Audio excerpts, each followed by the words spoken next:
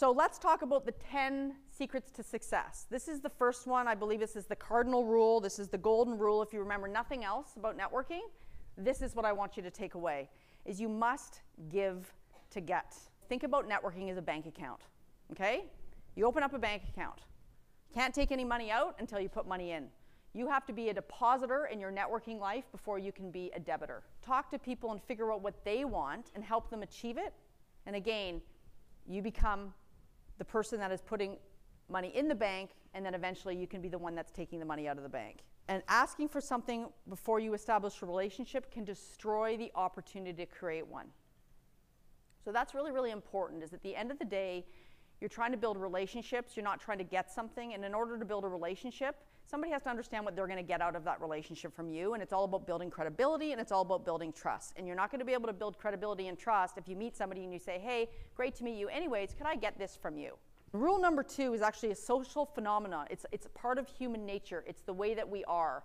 And it's all about the power of reciprocity.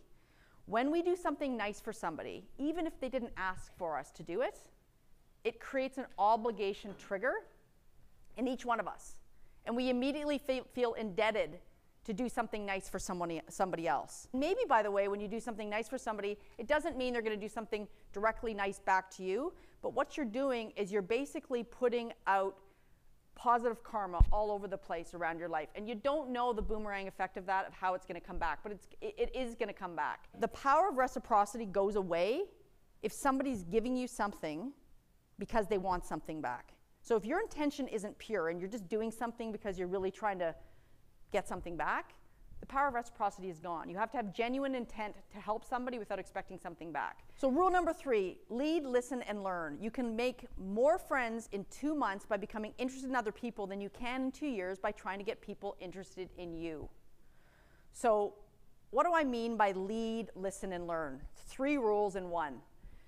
First one is lead. Be the leader in the room. Smile first. Direct eye contact, introduce yourself first, give out your business card first. Be the person that you want to meet. Be the leader and disarm people. That's the first thing. Number 2, listen.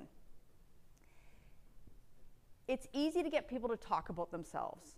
At the end of the day, you're not going to go in and say, here's all the things that I want from you. It's not about transactional, remember. It's not about what you can get from somebody. It's about listening and learning about other people. Ask people questions, disarm them, engage people, make yourself memorable, and learn about what people need and they want. Rule number 4, just show up. 80% of the battle is just showing up. Get involved, get engaged with people everywhere. How many times have we gotten on a plane and we're just like, just don't talk to me, just don't talk to me. Right? You go to a coffee shop, you're buried in your BlackBerry, just don't talk to me. I look like crap. I don't want to be talking to anyone right now. I just want to do my own thing. We all are guilty of it. In order to network, you've got to pick up your head and you've got to be present wherever you are. Just showing up is not just about being there and being engaged, being there and showing up and being at all the events. That's critically important. But the other thing that's important is being present. Because if you're somewhere and you're not really present, then you're not really showing up. So you got to be present and you got to show up. So what is the other 20%? So I talked about 80% is showing up, right? Okay, now you're here, you're engaged. The other thing is be prepared. I talked about that in some of the pitfalls of networking. Is when you come, make sure that you learn as much as you can about the environment that you're going into. And this isn't just this conference. This conference, there was a host of information that you could have learned about this conference. You knew the agenda, the speakers, the backgrounds, the sponsors. Tons of opportunity for you to garner knowledge about meeting people that you want to meet for your personal and professional life. We create our own luck by being out there and focusing on the 80%, be engaged, be in the room, and then be prepared. And opportunities will come to you. So number 6, quality, not quantity. So this is the comment I made about earlier, is it's not about business cards. It's not about, you got to collect business cards. Of course, you've got to do those things and you've got to follow up on all of those things. But it's about the quality of your relationships in your life, not the quantity.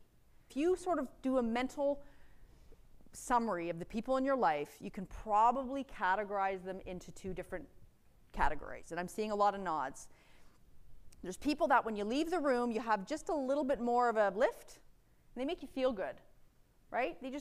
introduce the conversation with a compliment, or they have positive energy. And then there's people that are cloaked in sarcasm, or they don't say anything overly negative, but they just don't make you feel, they just make you feel maybe a little bit marginally worse. And at the end of the day, there's certain people in our lives that we can't control. Maybe it's family or whatever it may be that we can't control. They are in our lives and we're going to make the best of it. But for the most part, you have a huge impact on the decision, on the people that you choose to have in your life. And the quality of your relationships will define your happiness.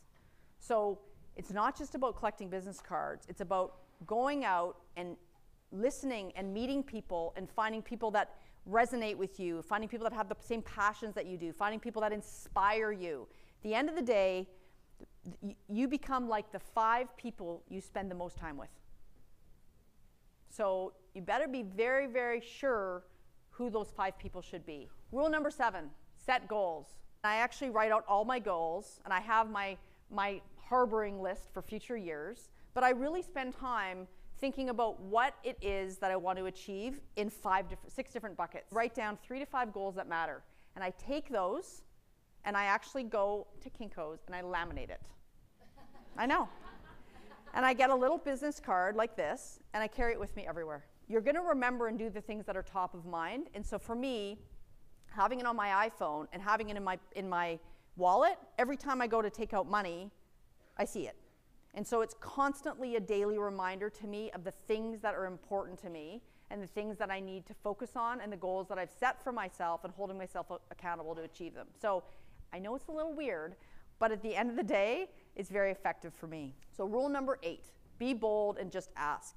If I look at my life, some of the biggest opportunities that I've ever had have come when I stared fear in the face and I took something when other people were running away from it and I said, I can do that. And I was scared and I did it and it paid off. So 3 simple rules in life. If you do not go after what you want, you will never have it.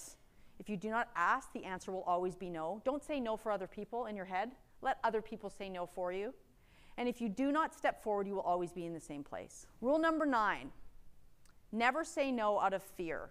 Throughout your life, again, if you show up and you're prepared, windows or doors of opportunity will be presented to you. But at the end of the day, they will shut if you don't take advantage of them. There's lots of opportunities in all of our lives where we're given things that we're scared of, but never say no out of fear. Say no if you think it's something that could be reckless or harmful to your career or harmful to you in general or whatever it may be. Don't be reckless. But before you say no, ask yourself the question, why am I saying no? And if the answer is out of fear, you don't have the option. That's the way I live my life. I do not have the option to say no if it's based on fear. Rule number 10, follow through and follow up. 79% of people don't follow up. So if you just do what you say you're going to do and you follow through on your word, you're going to be better than most people in this room. So at the end of the day, it comes down to being very careful as well about when you say yes. You can't say yes to everybody, because if you really plan on following up, you're going to get overcapacitated. So you need to focus on making sure that you say yes only when you can follow up, and then you got to follow up. And so I'm going to leave this with you, which is my last slide, in a quote, because I want you to think about this, and I want you to apply this to every one of those rules, and I want you to apply this to every aspect of your personal and professional life. And ask yourself, what would you attempt to do if you knew that you could not fail? Thank you.